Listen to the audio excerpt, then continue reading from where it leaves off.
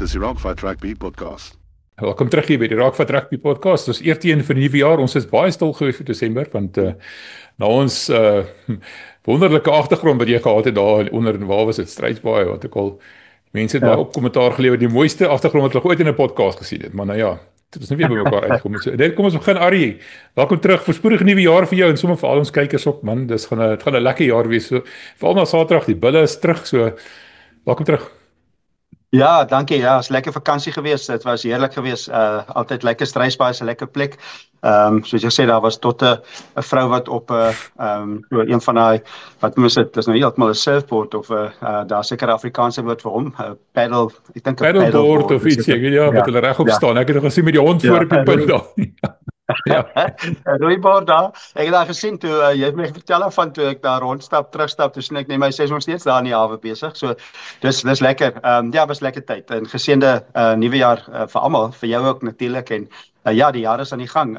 Ja, dit vinnig begin. Ek kan nie ooit onthou of daar al op die 3 Januarie so lekker rugbywedstryd vroeg in die jaar was nie. Dis gewoonlik 'n cricketwedstryd, maar ja, baie om oor te praat. Was 'n groot ding op die Kaapstad. Ek mis daai cricket, man. Ek mis my cricket, toetskriket, weet na Kersfees en alles, weet hierdie Australiërs, Engelse en Indiërs wat die hele cricket ding nou gou skaak het daar. Is jy man. Ja. Mis dit. Maar nee, ons sê maar rugby te praat.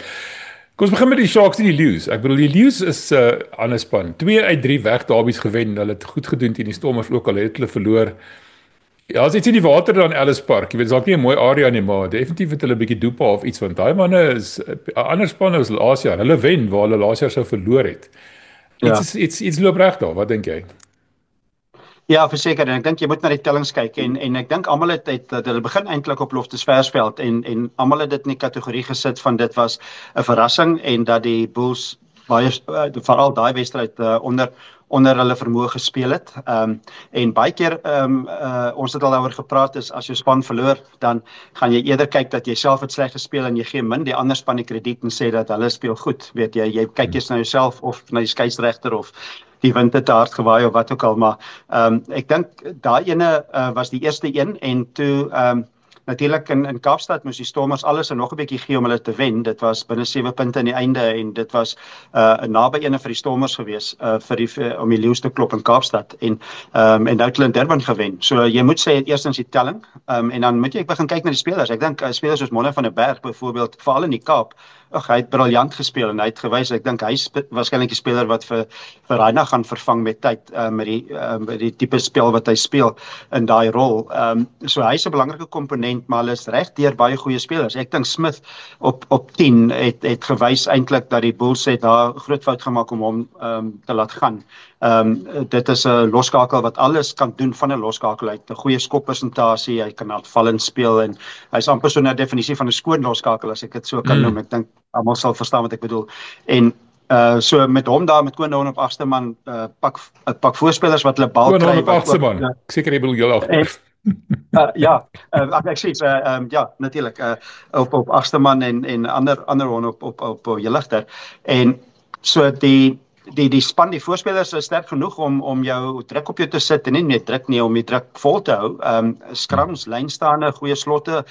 Maar as jy vir Renzo Du Plessis op die bank kan hê nog, dan wys dit wat se diepte jy het en daar's nog manne op pad. So ek dink 'n goeie afrigtingspan wat gevestig is, weer eens 'n afrigtingspan wat deur 'n klomp jare al daar is en weet dit sien ons ook die voordeel wat eintlik by die Stormers gebeur het, dat dit is deur moeilike en maklike seisoene daai kontinuïteit skop eers vir jou in, weet eers as jy dit reg kry dan begin jy die vrugte pluk en ek dink dis wat Van Rooyen, hy het vir Jacques Forino meer as 'n seisoen daar, hy het nog manne by, hy het nou hier en daar vir Pieterse verloor na die onder 20s, maar het goeie manne wat ingekom het, so ek dink die afrigtingsspan is in plek, die spelers is daar, dis goeie spelers, dis ouens wat nou begin Springbok speel het, so ja, hulle moet opgehou word en dit lyk na 'n gelukkige span, ja, Ellis Park is nie altyd die stadion wat die maklikste is om te gaan kyk nie, ons weet daarvan en ons besef die uitdagings van net waar hy gelees in Johannesburg, maar die span is by die stadium een van die bestes in die kompetisie,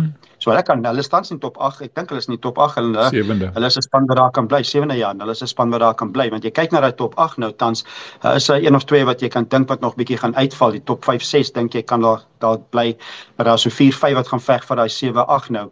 En die Lions lyk of dit een is en hopelik kan die Bulls of die Sharks een van die ander twee wees. Maar interessant, jy noem nou vanmôre van die Bergenoord oor by Kobus Reinig, maar Hashim Piet, nee. Almal gewonder wanneer gaan hy nou 'n kans kry en toe en uiteindelik 'n kans kry, toe wys ons hom onmiddellik waartoe hy in staat is. Ek het 'n vermoede hierdie ouetjie gaan 'n paar dambordspronge boor 'n paar spelers maak, sien my vra. Ja, dis die jammerte van twee goeie skrimskakels by een provinsie. Jy het dit nou met Hendricks en Williams ook by die Sharks. Dat jy twee baie goeie spelers en Hashim Piet het daai onder 20 toernooi het die wêreld in die brand gespeel. Hy was een van die spelers wat op daai ouderdomsvlak gewys het. Die tipe dinge wat hy gedoen het is nie tipies van 'n 20 speler op daai vlak nie en selfs sy laaste 3 wat hy gedruk het in die 83ste minuut as jy weer na kyk in die kyk weer hy het baie slim, hy het besef daar spasie links, hy het absoluut sy rug gedraai op daai spasie, alles in hom het gewys dat hy gaan regs speel na die oopkant van die veld. Hy het die bal gevat, hy was nog reg om uit te gee en onmiddellik het hy net gedraai en links gespeel. En dit is klein goedjies wat 'n speler en dit 'n deel van sy persepsie was net sy liggaamsposisie. En dit is spelers wat op 'n ander vlak is. Weet, dis nie net 'n bal vat en uitgee op skrimskakel nie. Dit was vir die Pre was briljant daarin. Weet hulle het ander komponente gehad wat hulle skrimskakelspel beter maak en wat ek van hom hou en wat ek van Fourie de Pre gehou het is dat hulle vra hier rondom die skram. Williams doen dit ook. En dit is wat bietjie afwesig was op 'n stadium in skrimskakelspel in Suid-Afrika dink ek ook. Ons bietjie konservatief geraak, weet, dis baie net van die buis af gespeel, aangegee, gevat die bal en skop en speel. Nou het jy spelers wat vra. So ek dink ook Hashim Piet, hulle twee briljante skrimskakels daar. Wees dat hy kan bietjie meer tyd kry om te speel, maar dit gaan moeilik wees want Morne van der Berg is eintlik vir my nou die beste 9 in die land. Hy speel vir my regtig baie goeie rugby. Ja, interessant. Nou kom ons praat oor daai wedstryd. Die Lions het al weggespring met 'n knal. Ek het 15 punte aangeteken in oogwink en toe hou hulle aan, veral wat hulle werd is, kom die Sharks verby. En toe op die laaste oomblik toe kom die Lions terug en hulle weet so snatched victory from the jaws of defeat. Wat sê woord Afrikaans nou. En dit is baie interessant, maar daai Sharks onder JB Peterson lyk ook of hulle so 'n bietjie van 'n nuwe lewe gekry het. Daar's 'n bietjie meer geloof. Dit maak tog 'n verskil as 'n afritte verander en die spelers is meer gelukkig lyk dit my. Ja, dit is daai nuwe besem wat vee en jy het nooit daai waarborg nie. Ek dink die ding waaroor ons gewonder het is of hy net 'n jonk is nie, het hy die respek van die kleedkamer. Dis altyd die groot ene. Ek dink sy stem is hard genoeg. Dit lyk so as jy kyk hoe hulle speel, lyk dit of almal vir hom luister of almal op dieselfde bladsy is. Hy het nie radikale goed verander nie. Hy het miskien hier en daar 'n klein dingetjie het hy aangepas. Maar dit lyk of die span ook meer gelukkig is. Nie dat ek nou die indruk het dat hulle verskriklik ongelukkig onder Plumtree was nie, maar die uitslae was nie daar nie. So daar was iets wat nie lekker was daar nie. So dis altyd moeilik van 'n afstand af. Die suspisie is altyd as 'n span met daai kwaliteit spelers en daai tipe spelers nie regtig op die tellbord dit vir jou wys nie, dan begin jy dieper krap. Dan wonder jy wat is aan die gang. So JP Peterson lyk of hy dit reg kry. Ek weet hy het 'n tydjie gehad met die Karibeker span. Hy kom deur die stelsel, hy ken Sharks rugby, hy ken die kultuur van Durban. So dis al daai komponente wat ek dink goed is. Plumtree ken dit ook. Hy het ook al gespeel. Hy was lank weg weer terug, so hy ken dit dalk nie so goed soos JP nie. Maar dit werk vir hulle. So is interessant wees wat hulle gaan doen MW of die volgende paar wedstryde gaan natuurlik wys. Dit lyk nie of hulle nou angstig besig is om CV's in te kry vir 'n volgende een. Ek dink agter die skerms het hulle dalk 'n persoon of twee in gedagte. Maar wie kry jy nou? Ons het al daaroor gepraat en die Bulls was onlangs in daai proses gewees en wie jy wil hê is nie altyd beskikbaar nie of is nog in kontrakte en het ander uitdagings. So interessant wees wat hulle gaan doen in terme van die skeister van die afrigtingsspel. Ek dink JP Peterson sal homself glo. Hy gaan daar in die gange vir Neil Paul en die manne sê, hoor die manne, back my. Kom ons kyk. En as hy 'n uitspeler in 'n semi en 'n kwartfinale en wie weet dalk in 'n finaal kan kom en daar's nog moontlikheid nog en dan kan wen ook nie met die spelers wat hy het nie. Dan kan hom nie ignoreer nie. Weet, dan kan hy dalk 'n afrigter wees wat kan aangaan. So dit sal dalk eerste prys wees vir hulle, kontinuïteit in dit. Jy het nie iemand wat nog moet weer aanpas en weer moet nuut maak en jy het dit van naby gesien in Pretoria nou. Daar is 'n aanpassing. Weet jy kan die beste man ooit inkry om op die ouend te kom afrig. Maar daar is maar 'n verandering. Weet, daar is maar 'n nuwe ding of twee wat gebeur.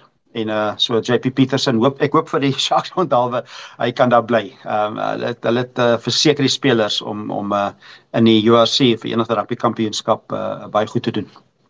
Ek is nou soos ons nou praat hier, soos ek besig om datums en tye vas te maak met Marco Massotti en Harry vir volgende week een van die tyd op die lekker rugby pod Marco Massotti van die Sharks.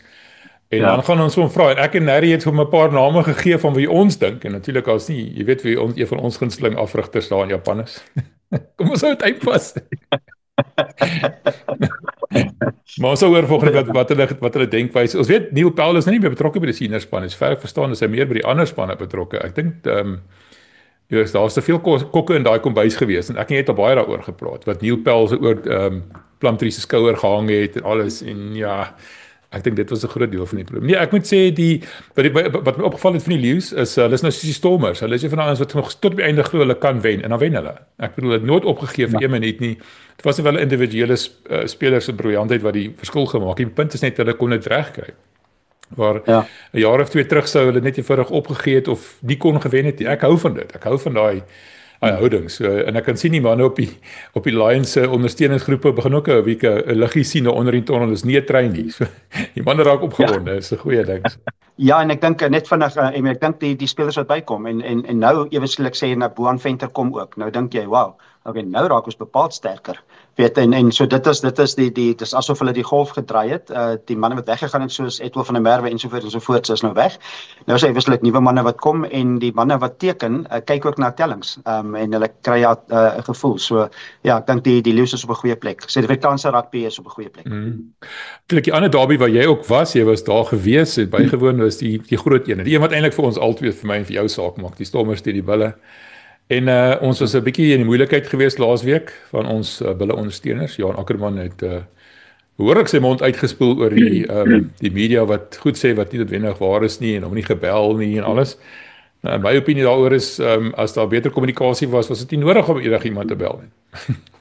Dit was net so 'n klip wat in die dam gegooi is en is almal verbaas het almal nou wonder wat aangaan.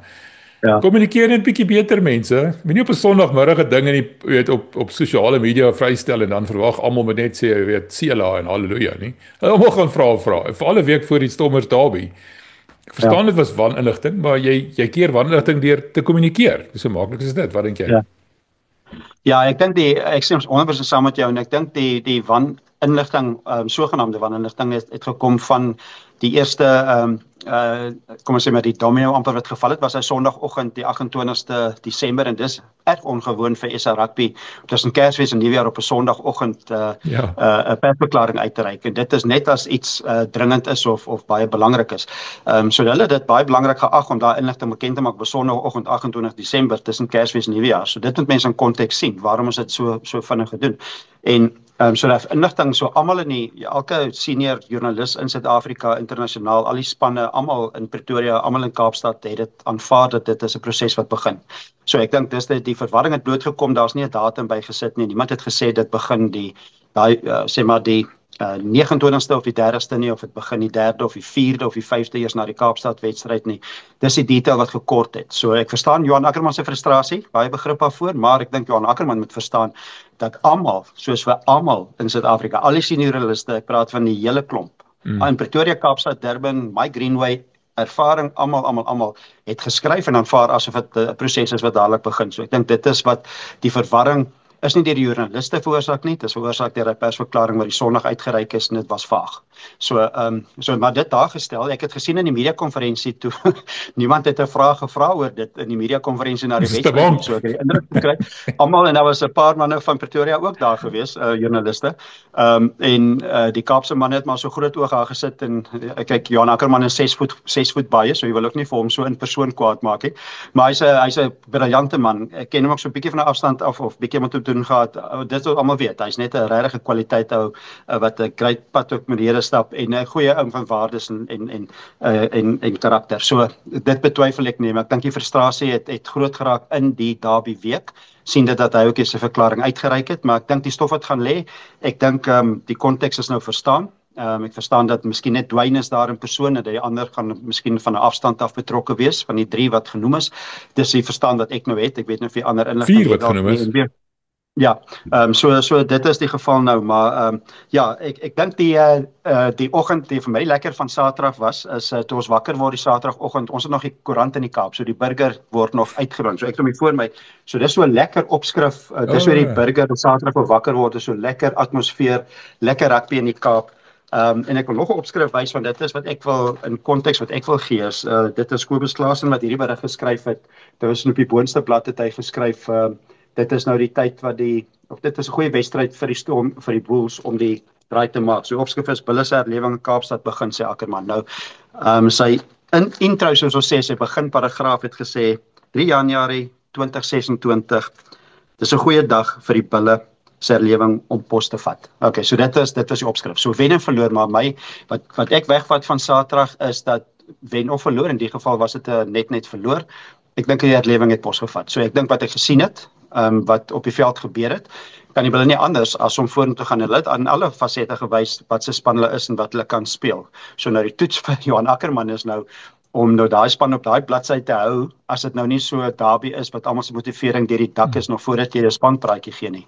So dit is die toets, weet, is dit jy wil nie hê 'n span met hierdie rugby speel of so kompeterend wees en 'n potensiële wen rugby speel, want dit was dit of die Bulls het daai wedstryd gewen. En dit net los vir 'n derby nie. So dit is nou die toets. Die frons wat ek ook hoor rondom my en ook die gesprekke was eintlik mens wil nie te ver terug gaan nie, maar het hulle maar so gespeel teen die Leeu's in Pretoria, het hulle met 40 punte gewen. Weet, maar nie heeltemal 40 punte nie, ons het nou net gesê hoe die Leeu's is, met hulle gewen. So dit is vir my wat ek gesien het is 'n verskil in ingesteldheid, maar dit het ook uitgekom in die woorde van Johan Ackerman self. So hy het gesê wat hy nodig gemaak van sy wat hy gesê het is dat hy het gesê dit het te doen gehad met sy karakter en hulle het baie fight gewys. Dis die woorde wat hy gebruik het. So ons span het baie fight gewys, ons het karakter gewys. En dis wat hy gevra het en hy het dit gekry. So jy wil hê dit moet heeltyd die geval wees. Nou die vraag is nou eintlik hoekom was dan die fight en hoekom was dan die karakter in van die vorige wedstryde nie of minder daarvan. So dalk is dit nog voete vind, weet hulle moet nog vir Ackerman vind as afrigter, daar's veranderinge, weet van die hulpafrigters is weg, Neil de Bruin het ingekom. Dit is nou so 'n bietjie van 'n vind jou voete proses. Maar as hulle vat die positiewe is wat Saterdag uitgekom het en daar was baie en werk in die klein goedjies en hier na die hop van die bal en anders hier na 'n skop wat oorgaan, dan is dit terug waar die Bulls altyd is en was. So dit is ek dink nie wat ek gesien het van die wedstryd so direk kyk is dat baie sterk span, baie goed gedoen en die Stormers onder baie druk gesit. So dit was 'n wedstryd met baie foute, tipiese derby. Die manne was bietjie ligtig, weet daar was baie strafskoppe, ek dink 30 strafskoppe of so iets gewees, dink ek 13 vir die Stormers en 16 die Bulls. 20 se tel op na 29 dink ek. So dis baie strafskoppe, baie hanteerfoute. Maar daar's ook baie geleenthede geskep. So dit was na die tyd het Murat in die media konferensie gesê, want hulle het toe gepraat oor hoe belaglik uiteindelik is dat daar aanvanklik gesê is dat hulle moet sommer 2 naweke in 'n ry hierdie derby speel. Met hulle sou mos eintlik 27 Desember al gespeel het. Toe Murat is ook opgesê, hy sê is nie, hy sê hy het nie idee hoe fisies hierdie wedstryd was nie. Hoe moeilik dit is nie en dit was toetsvlak fisies. So dit was hard geweest. Dit was kliphard geweest en dit is ook waarom Dobson vir Johan Ackerman begin het op 6 flank. Is juist oor daai fisiese hy's groter as De Villiers, hy daai verdedigingskanaal bietjie beter kon hanteer. Dit was daai fisiese dele wat hy beter kon hanteer. Ek dink daai dele het in 'n mate gewerk, maar so ja, wat ek wegvat is dat ja, naby ene, maar in terme van alles wat bespreek is. So my stelling is in terme van wat gespreek is die afgelope week of 2 in die opbou na die wedstryd, al die frustrasies, alles wat in ag geneem is en alles wat bevraagteken is in die Bullskamp, dink ek Bulls ondersteuners kan sê, okay, dit is 3 Januarie kan tog ons draaipunt wees. Hoewel dit te naby verloor was, maar daar's baie fight en baie karakter wat gewys is. Ja, kom ons praat gou 'n bietjie oor die Bulle. Ek dink jy het jou vinger op die pols gesit daarso. Die opvallendste ding vir my Saterdag was die afrigterslosie waar die ouens met mekaar gesels het en mekaar ge-high-five het en geglimlag het en hulle emosioneel ingeleef het en nie net strak voor hulle uitgestaar het en nie 'n woord vir mekaar gesê het en nie links of regs gekyk het nie. Die atmosfeer in die afrigterslosie was, hoe sê jy, altyd bepaald anderster gewees. En ek kon sien dit het 'n verskil gemaak en ek dink dit deurgespoel na die spelers toe ook. Ek dink ons het dalk uiteindelik die bron van die kwaad opgespoor en dit uitgesorteer, hoop ek. Ek hoop nie ek kom nou weer in die moeilikheid daaroor nie, maar vir my was dit opvallend. Ek sê ek is 'n Bull-ondersteuner. Harry het my na dit gesê, hy was baie verbaas hoe in die Engelse woord hy gebruik het sanguine. Ek was amper soos 'n gelaat. Ek was heeltemal gelukkig die feit, ons het verloor en alles, maar ek was gelukkig met die feit dat die Bulle weer gespeel het soos die Bulle. Het gaan nog 'n rukkie vat om weer die nuwe patrone in plek te kry. Ons kon sien dat dit 'n paar interessante nuwe bewegings probeer wat nie heeltemal afgekom het nie, maar ek bedoel Neil de Bruin het maandag begin. Hulle het Saterdag gespeel. Ja. Wat is die kans dat dit goed genoeg kon inoefen, maar daar was definitief tekens van 'n herlewing soos jy genoem het. Daar was ook 'n paar tekens van 'n paar manne wat dalk al verby hulle verkoopdatum is, beste datums. Willie Roux, goeie voorbeeld. Hy noem altyd die old man shouting at clouds. Willie begin my al daarin herinner. Partykeer moet hy net stil bly. Jy weet, en hy het 'n paar regtig swak vreemde besluite geneem. Ek wonder of hy nie maar moet skuif na afrigting toe, wat dink jy? Ja, ek dink op Willie, my gevoel, ek het dit vir die persoon langs my gesê, so halfpad 3/4 deur die wedstryd, toe het ek gesê, maar Willie het vir my 'n goeie wedstryd in terme van, hoe dit winderig was, hy was, op 'n cricketterm gebruik, 'n goeie paaltjiewagter, so daar's baie op hom geskop, hy was solid agter, hy het die bal gevang, het gedoen wat hy moet, so in daai konteks was hy goed. Ek dink sy foute wat hy gemaak het, was sy oordeel op die aanval, en natuurlik op die eindvletjie is nou die een wat alles onthou, almal onthou is, hy het so bietjie besluitloos gewees met 'n binne-buite, en toe gee hy skoppie, ander kere werk dit, dan sy hero en hierdie keer het hy te ver geskop. So dit gebeur in die ingewing van die oomblik, maar natuurlik hindsight is a perfect science. As jy nou weer daarna kyk, is dit beter gewees om die bal in die hand te hou. Daar was baie druk op die lyn van die Stormers en hulle sou gesukkel het om die Bulls uit te hou. En as die bal in hand gehou is, maar nommers was min of meer gelyk voor die skop. Ek het so gepause op die televisie na het net gesien het wat was die situasie.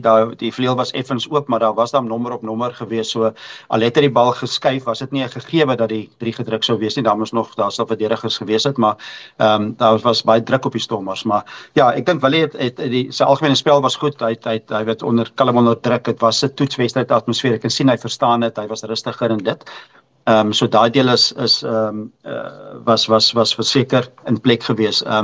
Maar soos ek sê, op die aanval was hy miskien 'n bietjie uitgewys hier en daar. Ek dink daar's van die spelers, die Stormers self, wat eintlik gewoond is om aanvallende span te wees, het ook nie alles altyd reg gekry nie. Daar's 'n paar balle aangeslaan, Simelane het met 'n oop doellyn bal aangeslaan. Ek dink Sasha het 'n paar aangee verkeerd gekry met manne oor.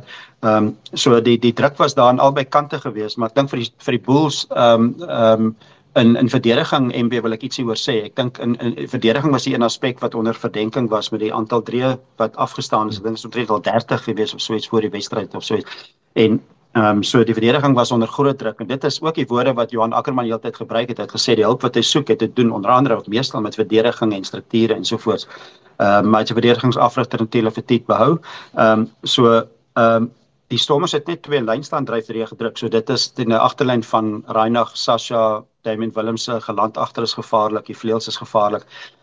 So dit is eintlik was daar die Stormers geen 3 gedruk behalwe 2 dryfdrieë nie. So dit wys dat die verdediging was baie goed geweest. Eintlik aan albei kante, want die Bulls se 3 was ook net Pollard wat hy tikskoppie van die strafskop gevat het.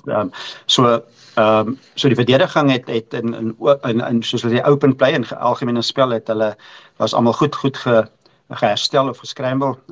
Goeie eerste fase verdediging. So en Sasha kon ook nie die spasie kry wat hy gewoonlik gekry het nie. So albei die 10s wat ons gedink het die spil was rondom dit sal draai, het eintlik bietjie onder hulle vermoë gespeel. Ek dink Sasha was nie so vryvloeiend soos gewoonlik nie. Hy het hier en daar 'n ding veroorsaak gedoen. Maar hy het nie daai breekslae reg gekry wat hy gewoonlik kry nie. En Pollard het hier en daar 'n skop gemis. So dit is nou so effens uit karakter van albei. Maar dit was eintlik in die aard van die wedstryd geweest. So ek dink die Stormers het ook baie om oor positief te wees. Vir hulle die positiewe ding is dat hulle daai massiewe aanslag van die Bulls kon weerstaan. So dit moet mense onthou, want ons het nog gepraat net nou van hoe indrukwekkend die Bulls eintlik was en hulle benadering en hulle fight en karakter. As die Bulls op daai vlak is, is dit baie moeilik om teen hulle te speel. En die Stormers het eintlik goed gedoen om daai aanslag te kon afweer, veral fisies. Onthou daai voorry is eintlik die Springbok voorry wat laaste toets begin het. En Ali Vermaak het vir my briljant geskram in die eerste 20 minute tot te beseer is. Daar was nie strafskoppe nie, daar was nie padded, daar was nie dominansie van die Bulls se kant af. Ek het heeltyd die vorige dag het ek gesê ons weet Ali Vermaak is goed. Maar ek was bang presies net daar dat of hy vir Wilco Louw sal kan hanteer in daai wedstryd. En hy het vir 20 minute, so sy besering was eintlik vir die Stormers 'n bietjie van 'n terugslag gewees, want Mchu het baie vroeër opgekom, nie sleg gedoen nie, maar later in die tweede helfte bietjie begin sukkel, as strafskoppe teen hom gewees. Janie Bex se wissels het goed kom skram. Maar ek dink Ali Vermaak was so vir 20 minute toe die partytjie regtig aan was hy vir my amper die aansang hero gewees van die Stormers in hy begin, want potensieel kan daar 2 strafskoppe uit daai eerste 20 minute kom, en dit is, baie keer is dit 14 punte, weet, en dan is dit uitskop in die hoekie, en jy dryf, die potensiaal kan jy dan van daar af 'n 3 druk, maar dit was, albei kante is daar positiefs en ding om aan te werk, maar ek dink die kwaliteit van die wedstryd was beter as wat die hanteerfoute aandui, dink ek, en dit was miskien gewees, en daai intensiteit was deur die dak om dit direk te sien, en jy sien, as jy direk kyk, kan sien jy spasie wat oopgaan en toegaan, albei kante, dan weet jy, almal is aangeskakel.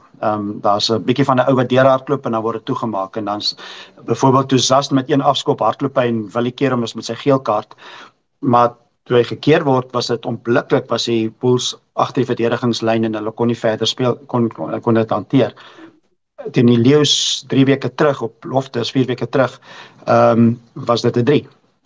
En dit was nie Saterdag 'n 3 nie. So ek dink dit is wat ek daar gesien het, maar ek dink net op die verdediging vinnig. Ek wil net iets sê dat ons miskien ietsie inspel van die media kant, van die media konferensie, ek weet,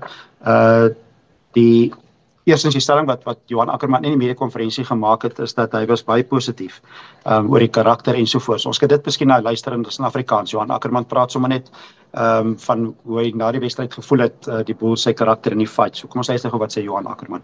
Nee, die positiewe is dat ek het vir die ouens gesê dat ons moet karakter wys en beklei vanaand, en dit het hulle gewys, en ek dink op enige goeie dag, en hopelik sal dit binnekort vir ons gebeur, sal daai skoppe oorgaan, en sal ons begin daai passes wat ons op play sit, waar Strabino in 'n gat is, raak vang, en goed gaan vir jou begin draai, jy weet, en miskien 'n beslissing, waar Roan Morkie op die bal was, daar op die 22 besluit, dit is gesê, nee, dit is nie 'n turnover nie, maar, jy weet, het is al die klein goedjies, jy moet jouself 'n kans gee om het te hê, en dan sal het draai, so, ons moet net aanhou, jy weet, soos ek sê, daar was definitief positief, was vroeg in die eerste helft, het ons 1 of 2 strafskoppe besluit om 1 gehardloop, 1 hoek toegeskop, nie gekapitaliseer, en dan gee ons 'n maklike strafskop af, en dan laat ons die span maklik uit hulle halfte uitkom. So is klein in terme van, is nie klein nie, ons moet dit regmaak, maar dis klein in terme van binnekort hopelik sal ons daai goed reg. Harry, dankie. Ek bly sien Johannes is nog positief. Ek weet die ou is nog wel gedruk het, laasweek so half laat val. Hy weet nie meer of hy nog gewerk gaan nie, en dis altyd vir my 'n bietjie goeie teken nie, maar nie altyd 'n goeie teken, maar wat baie interessant was wat jy gesê wat John Dobson gesê het oor die Bulls se verdediging. Kom ons hoor wat hy te sê gehad het. We thought there'd be more holes around the breakdown, and there were a couple, to be fair, whether we exploit them or not, but they were great. Every time we got some yards, they real, so probably action. I thought they were superb. So yeah, I don't want to sound arrogant, like saying I don't think we looked like. I thought they defended really, really well. Credit to Johan Ackerman in that in 1 week. If the defence was such a major problem, we scored 2 more tries. That's the truth. So I think the attitude, the way they scrambled, I thought they looked a bit like us with the way they scrambled. It was very good. Like there's 2 clean line breaks, and the way they got back onside and off the line again, really good. Ja, ek sien John Dobson is baie beïndruk met die ingesteldheid, en dit is so Engelse praat van die attitude. En het hy gesien, en die vraag wat aan hom gevra was of hy iets tegnies opgetel het in die verdediging van die Bulls wat beter was, want hy het 'n stelling gemaak in die perskonferensie. John Dobson het gesê die Bulls verdediging was briljant en baie goed en 'n verbetering. En toe die vraag was dit tegnies van aard, is 'n struktuur van aard geweest of was dit ingesteldheid en effort geweest? En dit is waarmee ook gepraat het van I would think it's attitude. En dit wys jou, ek dink die strukture is waarskynlik meer reg as wat ons dink in die Bulls in terme van hoe hulle afgerig word, hoe hulle verdedigingstegniek en hulle verdedigingslyne, wat hulle doen in sekere situasies, al daai goed is baie tegnies, maar hulle verstaan dit op die veld. Maar die attitude is daai extra effort wat vir jou op die ou en dit is, ons het al gepraat, klein marges, weet jy, kry ou net in die trein nie beet nie en hy's verby. Ander wedstryde kry hom weer beet net deur jou ingesteldheid om vinniger in posisie te kom, onder andere. So ek dink dis wat John Dobson dit, ek het dit gesien en dit was daai, ek dink die regte woord van Saterdag was daai scramble defense. Ek weet nie of daar ander skarrelverdediging, daar het ons hom. Eto'o van Aarde sal trots wees op jou. Ek kan nie krediet vat vir daai ene nie, maar nou ja. Ja, maar die skarrelverdediging was briljant. Jy weet, soos ek sê, daar was 'n man wat deur is of daar spasie en Reinig op 'n stadium deurgehardloop. Daar was 'n paar kansse gewees en dan sit gestop deur baie goeie verdediging en veral verdediging nadat daar 'n man geduik is om weer terug te kom in posisie. So ek dink die ingesteldheid, maar dit is nou die toets. Ek is weer terug wat ek vroeër gesê het en so nou die toets vir die Bulls is en vir Johan Ackerman. So die toets is, hoe kry jy dit nou reg vir die volgende wedstryde wat kom om daai man op daai vlak te hou en te sê maar hy moet op 'n manier van hulle sê oor hierdie is die minimum standaard nou van die helf moet ons net nog beter. Speel soos hulle gespeel het, ingesteldheid, karakter, dis amper so 'n volk en vaderland tipe storie. Maar weer eens sê ek, dit was die een wedstryd wat die Bulls waarskynlik 'n groter motiveringskomponent gehad het as die Stormers. Weer die Stormers het weer 'n bietjie sien weer agter gewees met al hierdie herinnering dat hulle het nou 'n paar in 'n ry gewen en ons onderwonne en nog nie verloor nie en al daai dinge en eers like nou weet jy jou wet van gemiddeldes. Ja, ek weet maar gemiddeldes jy maak 'n kringetjie en jy kan doen wat jy wil, maar nou is die wet van gemiddelde nog meer teen hulle, maar ek hoor hulle het op 'n stadium 'n bietjie meer as dit gewen in 'n ry, maar Dobson is bekommerd ook daarvan, want hy sê dat hy hou eintlik daarvan as jy hierdie ding heeltyd het, you haven't lost in so many games, want jy weet erns kom dit op jou pad. Die Bulls, wie weet jy, hulle gaan nie aanhou verloor nie. Maar die motivering was groot vir die Bulls en ek dink die natuurlike motivering was groot. Ek het 'n vriend van Kreeusdorp wat hier gekuier het, wat Dani wat die wedstryd hier saam kom kyk het of hulle was saam in Struisbaai, hulle toe Tafelberg wou klim, die wind het so gewaai dat hulle kon nie Tafelberg op nie. Daai oggend vroeg, maar hulle toe die rugby dan geniet. Ons het lekker daar gekuier en by Harlequins, by Hamilton se oudste klub in die Kaap, eers daar om so 'n biertjie voor die tyd gedrink. Die president van Global Rugby was ook daar en dit was soos 'n lekker atmosfeer. Maar hy sê toe ook dat hierdie wit treye waarin hulle speel, dit voel vir hom of as hulle wit trui speel asof hulle die wit vlag omtrent al swaai, maar toe hulle opdra van blou, toe weet ek, oepsie, hier's 'n probleem. Ja. Ek stem met jou saam. Ek stem met jou 100% saam. Maar nie vir ons wit is ons net by daai pink treie wat hulle gehad het, maar okay. Kamoufleer treie. Maar kom ons praat gou, jy het genoem van die wind. En jy weet Willie se skop wat oor was, Sasha en Pollard het 'n bietjie gesukkel met hulle lynskoppe, hulle skoppe pale toe. Hoe erg was die wind eintlik? Almal sê dit was baie erg, maar jy was nou daar. Vertel vir ons bietjie. Ja, die wind is sterk gewaai, met 'n konteks is dit en weer as hulle nou op 'n veld gespeel soos Parelgym of Affies waar daar nie paviljoene is nie en dan waar die wind of vir jou teen jou, jy kan dit hanteer en so voort. Die probleem van hierdie stadions is die wind waai suidoos, so dis sterk. Almal weet in watter rigting hy kom, binne in die stadion draai hy rond of swel hy of wat is die Engelse woord ook al. So hy en die heel eerste ligskop van Sasha kon mens sien, hy het hom met die lig opgeskop en die wind het hom oor die kantlyn gevat direk uit. So hulle moes aanpas, dis waarom baie van daai lynskoppe kantlyn toe was dele daarvan was waarskynlik die skoppers se skuld ook, maar 'n groot komponent was die wind het die bal teruggedruk. So hulle het gesukkel daarmee. So die wind was 'n groot faktor. Ek dink veral vir die balle in die lug opskop was dit moeilik om die bal te beheer. Hy kom lyk of hy in 'n rigting afkom, nou word 'n bietjie rondgedruk en is ook maar klein fraksies baie keer wat hy van rigting verander. So die wind was jy kon nooit regtig 'n idee kry in 'n hele wedstryd wie speel saam met die wind of wie speel teen die wind nie. So dit was moeilik op 'n stadium met Sasha op die middellyn 'n strafskop gekry en hy het 'n vinnige skop van verkeerde plekkie af en laat hy hom oorskop en toe skop hy na die ander kantlyn toe en toe is 'n effense verskil. Toe kon jy sien hy weet nie eintlik watter kant toe die wind hom help nie.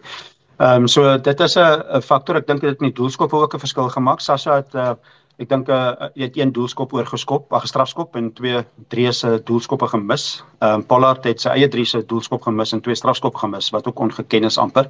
en 2 van hulle was van die 15 meter af, so hy skop daai skoppe gewoonlik baie maklik raak. So ek dink dit is as albei van hulle daai skoppe mis, dan moet jy dalk aanvaar dat daai wind wat gedwarrel het of wat rondbeweeg het in die stadion. Ek wou nog vir jou sê dis dwarrelwind, ja.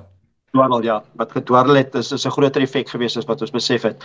Ek het dit al erger gesien, daar was 'n wedstryd laas jaar teen La Rochelle wat Manny Libbok 'n skop gehad het vir 'n wen in die laaste minute, maar hy skop die bal baie hoog, soos golfspelers sal verstaan, en die meeste van die golfspelers in Gauteng slaan die bal hoër, want as men kom hulle in die Kaap as die bal so hoog slaan, dan waar die wind dit in 20 rig. Die Kaapenaars slaan die bal weer baie laag, hulle gewoond is aan die wind, en Manny Libbok skop die bal hoog. So hy skop hom nie tipies soos baie van die ouens in die Kaap nie. So daai bal wat hy geskop het in La Rochelle het nêrens gegaan nie. Hy het nie eens by die paal uitgekom nie. So die wind is 'n faktor, maar dit is baie moeilik om aan te pas omdat hy nie konstant is nie. So ek dink die lastigheid van hom die naweek was is dat jy kan regtig nie agterkom wat hy maak nie, want hy dwarrel. Dit praat 'n bietjie oor Sasha. Nou kyk, hy's nou die nuwe wonderkind en alles, en hy's 'n briljante rugby speler, een keer in 'n generasie speler. Maar die Bulle het tog 'n manier gekry om hom bietjie in toom te hou. Nou, hulle het hom afgesny van sy binne en buitekant af, om bietjie onder druk geplaas, hy het 'n paar foute gemaak. Is dit dalk 'n manier om hom te speel? Is dit dalk 'n nuwe lesie wat hy moet leer, soos Rassie gesê het, dis dalk nie 'n snotklap nie, maar dis dalk die volgende fase in sy evolusie amper, weet dat die ander spanne begin hom nou agterkom, begin hom uitwerk. Kon jy dit sien? Ja, ek dink jy gaan hom uitwerk tot in 'n mate. Ek dink ek het ook die indruk gekry die verdediging het vinnig om toegemaak. Van sy beste oomblikke wat ons terugkyk was ook meer op tweede fase, derde fase eintlik, weet hy het hier en daar op eerste fase dinge gedoen. Hy is natuurlik nie bang om die bal op te vat nie, so hy het 'n paar keer daar aan 3 bulle vasgehardloop en hulle hom teruggevat. So dit was verseker iets wat hy sal onthou. Mens moet dit meer teen die All Blacks en hoe hy gespeel het teen daai spanne en teen Ierland en teen daai verdediging. So ek dink hy raak gevaarlik wanneer die tweede, derde fase balle begin kom en jy het verdedigers wat bietjie nie in gewone plekke is nie, dan begin jy verdediging kry wat daar miskien flanke en slotte in die agterlyn voor hom begin verdedig. Dis nou op die aanval. So ek dink hy bly onvoorspelbaar. Ek dink hy sal altyd die oomblik probeer verstaan. Ek dink hy's goed ingestel om te verstaan wanneer die oomblik aan is. Dink ek tog. Ek dink hy het 'n goeie aanvoeling daarvoor. Hy bly gevaarlik, selfs as jy die wedstryd kyk. Daar was 'n paar keer wat hy so 'n bietjie aan die hardloop geraak het en dan bly hy gevaarlik, weet dit bly eerste 2 manne het hom gemis, dan kry jy 'n derde ou hom. So dit's nie dat hy dadelik vasgevat was nie. Maar ek dink die Stormers het nie genoeg momentum gekry om genoeg tweede, derde, vierde fase te kry om daar geleenthede te bied nie. Daar was later in die wedstryd het dit wel begin gebeur. Dieper in die wedstryd, laaste 10-15 minute het die Stormers bietjie meer aangeval.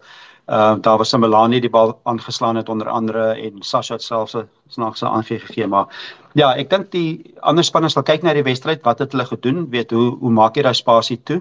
En hy het ook so 'n bietjie meer gespeel dink ek aan sy buitekant as ek nou terugdink. Hulle het die bal probeer vinnig skuif ook. Maar ja, die Bulls het dit reg gekry.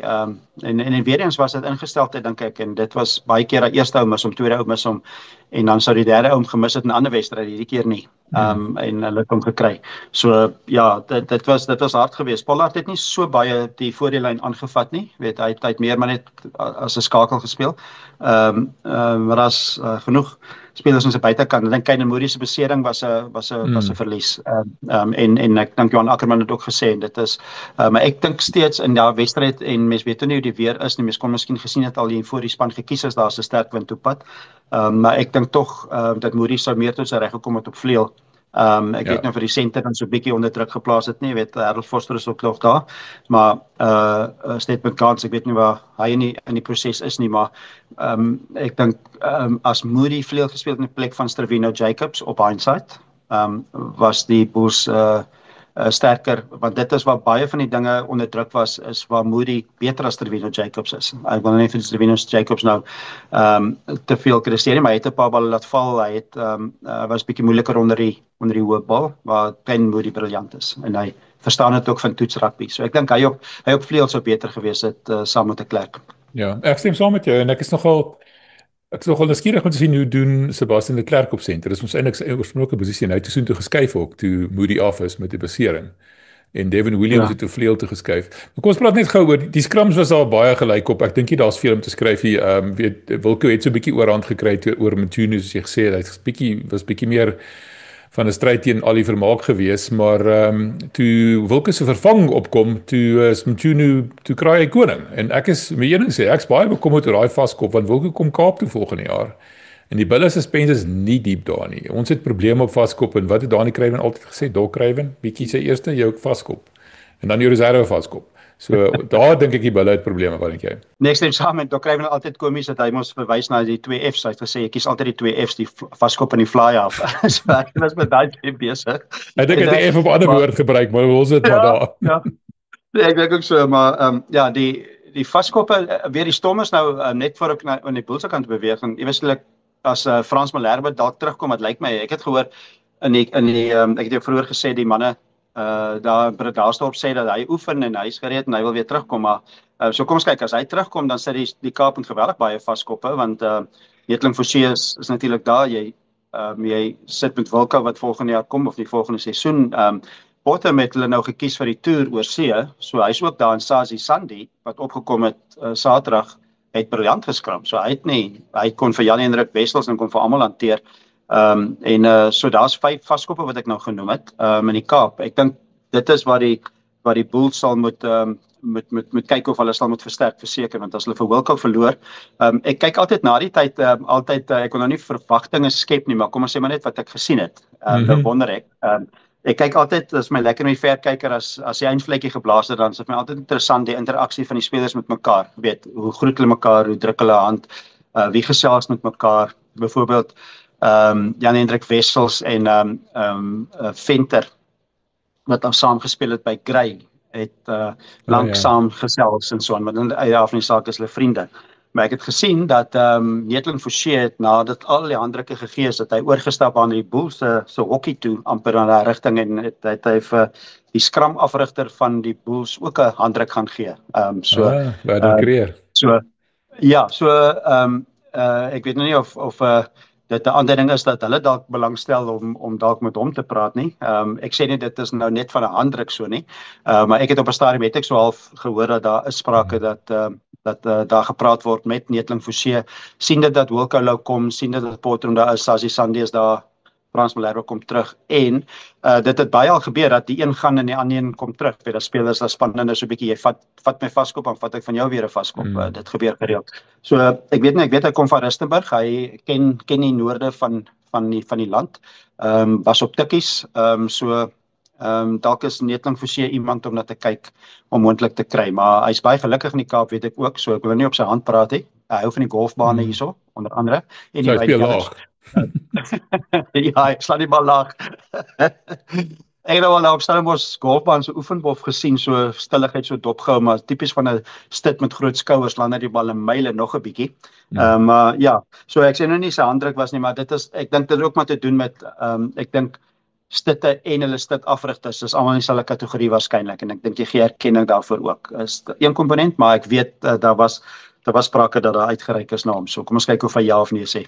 Ek het daai selfe voeltjie hoor fluit, ernstig, kan nie onthou waar nie. Nou it's nice wink van Netling. Ja, dit is ons het altyd in die media gepraat van 'n ingeligte bron. So noem dit maar 'n ingeligte bron. Ja, maar ek kruip weg agter die feit, ek is nie journalist nie, ek's 'n fan. Ek's 'n ondersteuner. Die onderskeiding. Ek kruip weg agter daai muur.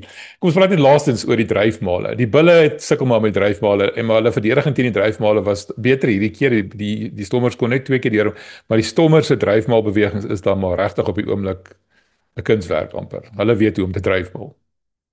Ja, en ek het vorige keer daaroor gepraat, ek weet nie hoeveel wat nou inluister ook en kyk het hierdie, dalk vorige keer gehoor nie, maar wat hulle voorspel afrit op 'n stadium van die media ook so half in 'n sessie genoem, dat hulle het die van verlede jaar se seisoen het hulle streep getrek, skoon bladsy op die tafel gesit en gesê ons verander ons dryf verdediging en ons dryf ons herbeplan dit, maak dit oor.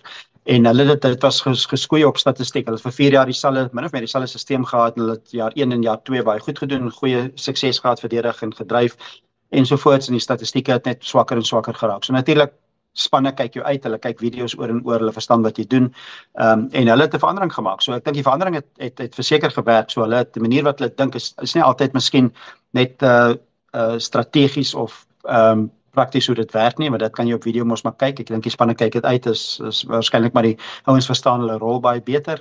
Wanneer om bietjie terug te staan, wanneer om by te kom op verdediging, en hier's net baie met die lyn staan dryf, weet daar is 'n speler of twee wat bietjie terug staan en die ding uitkyk en dan op een van die twee kante gaan help. So dis nie altyd moontlik nie, maar ek dink wat Saterdag gebeur het, Johan Ackerman het daarna verwys, 2 dryfmaal 3. Eerstens dan die eerste 3, dit was die Bulls nie opgegaan en verdedig nie. So as jy die eerste 3 kyk wat Roos gedruk het, het die Bulls ondergebly, Stormers opgegaan, hulle dit verdedig. In die middel van daai lyn het Van Staden so bietjie van enkel net so half ingekom in die middel, maar die ding eintlik opgebreek en hulle gehelp en toe gaan hy in 2 dele. Maar hy kon nie eintlik veel anders nie. Die tweede ene het Johan Ackerman in die mediakonferensie gesê sy instruksie was vanaf die boxes hulle moet contest. So dit was sy call en sy vat verantwoordelikheid daarvoor. So hy het gesê hulle moet opgaan. Dis waarom hulle opgegaan het. En nog weer opgegaan. Ek weet daar's 'n suspisie van dit was dalk skeef geweest. Ek het 'n paar posts daaroor gesien. Maar Nortje het daar bal net gemis. Maar hy het hom gemis. Nou as jy opgaan, dan maak dit vir jou moeiliker om te verdedig natuurlik. As jy onderbly, dan verdedig jy dadelik. So hy het half die bal probeer klap en toe moes hy omgaan en daar was dadelik druk. So dit was 'n kans wat jy vat. Weer ander kere werk dit. Ek weet Victor Matfield en daai manne was ook lief geweest om dit te contest daar op die lyn. As jy dit reg kry dan natuurlik dan is dit 'n 3 wat nie gedruk word nie. Maar so dit was ook 'n 50-50, maar daar was die besluit uit die spelers van die afrigterskant af gekom. So ja, die Stormers dink ek hulle is goed daarmee. Die Bulls het van die ander wat hulle daar was, hulle kon hulle gaan hanteer het. So daar was meer van 'n lynstaande geweest. Een het die Stormers die bal verloor. Dit is toe die bal vorentoe geskop is en Elderie Lou gestraf is. En ander kere gaan daai strafskop terwyl ons daaroor praat, weet na die Bulls se kant toe, weet vir aanhou en dan gesê die losgram was klaar gevorm. So dit was daardie Stormers was daar 'n bietjie gelukkig dalk. Maar ja, ek dink die Stormers doen goed daar en dit onthou jy Glasgow Warriors het 'n seisoen gehad wat hulle die kompetisie gewen het, toe hulle gewen het daai finale op Loftus, het hulle 'n seisoen gehad wat hulle statistiek op albei daai die beste van al die spanne was. Hulle was die span wat die beste dryfstatistiek gehad het en die beste verdedigingsstatistiek, want dit was ook die gegrom eintlik so na die tyd, is die Bulls het ons uitgeskop en daai daar was 'n stadium vir ek dink was 'n kans vir 'n strafskop om nader te kom. Ek kan nie onthou nie, maar hulle het albei kere die Bulls se lynstand dryf mos gekeer in die laaste minute. So dit is 'n belangrike komponent in rugby, nie net vir Suid-Afrikaanse spanne nie, vir Europese spanne ook, maar jy's reg, ek dink die Stormers het dit daar gevind. So by die Stormers is goed omdat hulle begin goeie vaskoppe kry. Hulle het nou loskoppe ook wat nie eens gespeel het nie. Ollie Cable is ook daar wat nie eens op die veld was nie. So daar's diepte ewe skielik. En daar's slotte is nie sleg nie, daar's goeie flanke en dat hulle lekker spelbrekers agter en nou as jy jou skram werk, jou lynstaande prestasie is goed, jy dryf goed, jy verdedig die lyn staan goed. Dis waarskynlik waarom hulle nou soveel wedstryde in 'n ry gewen het. Is al daai komponente kom nou saam. So ek dink die Stormers het 'n baie goeie gebalanseerde span op hierdie stadium wat as hulle dit so kan hou en hier en daar nog 'n man bykry dalk en bietjie verbeter hier en daar dan kan hulle Project 2029, dit is seker by jou ook al uitgekom, maar ja nee, ons vertel van op Lekker Rugby Podcast. Ons het eers daarvan gehoor op Lekker Rugby Podcast. Ja. So ons vertel Dobson. Dit is interessant wat hoekom ek gesê het hulle moet contest, want dan kan hulle nie skeef ingooi nie. Maar hulle het in afval skeef ingegooi en hy het in afval nie geblaas nie. Maar ek gaan niks sê oor die skeieregter. Nie 'n dooie woord nie. Ons gaan aan. Ek het gesê dis die laaste ding, maar ek het amper vergeet en ek dink ons kan nie hierdie bespreking afsluit sonder om te praat oor Jandre Rudolph nie. Kyk, as jy nou ooit vir 'n persoonliking van Bull deursettingsvermoë, die hart van daai Bulle span was Jandre Rudolph. Kyk man, hy het nou sy hart uitgespeel en dat hy nie man van die wedstryd was en dink ek is 'n skrynende skande. Ja, ek het ergens 'n nota gesien dat iemand gesê het hy was nie eens een van die 5 genomineerdes op die skerm was nie. Ja. Maar die grootste kom ons sê maar 'n kompliment vir hom dink ek was John Dobson. John Dobson het sonder dat daar 'n vraag aan hom gevra is in die media-konferensie Saterdag, het hy gesê Jandre Rudolph, how good was he? En hy uit sy eie is die enigste speler wat hy amper van melding gemaak het, hier en daar het 'n melding gemaak van spelers maar meer op vraag. Hy het uit sy eie en uit sy eie denke rondom toe hy gevra is oor die wedstryd, het hy erkenning gegee aan Jandre Rudolph. So dit is baie dat 'n afrigter daai erkenning so vir 'n speler gee nie. En hy het gesê hoe goed was daai ou. En dis hulle tydjie wat dit aankom. So ek dink hy klop hard aan die deur, want hy's daai tipiese Suid-Afrikaanse flank en agste man en ek het hom meer geken, almal ken hom meer as 'n flank. Ek was bietjie verbaas dat hy agste man gaan speel, maar hy kan duidelik albei speel. Maar hy het goed ingepas daar. So met Hannekom wat op pad terug is, het die Bulls daar geweldige diepte en dit gaan jy kan nie almal altyd speel nie. So ja, ek stem saam. Jandre Rudolph se en aanvanklik het dit vir ons gelyk laas jaar wat nou al laas jaar was as 'n paar dae terug, maar toe die Karibeker seisoen begin het dit gelyk op Jake White 'n paar spelers net vir die Karibeker vir diepte gekry. Jandre Rudolph was een en Orrie was die ander een wat ek kan onthou. Ja. En dit was spelers wat en dit was sy eerste wedstryd in die Kaap en toe speel hulle almal toe die WP de mekaar gespeel. En toe Jandre Rudolph gelyk of hy onder 21 speler teen 'n onder 16 speler is in daai wedstryd. So ja, ek dink dis tyd dat hy gaan erkenning begin kry, weet, as jy in so 'n wedstryd so presteer, dan gaan Rassie jou raak sien.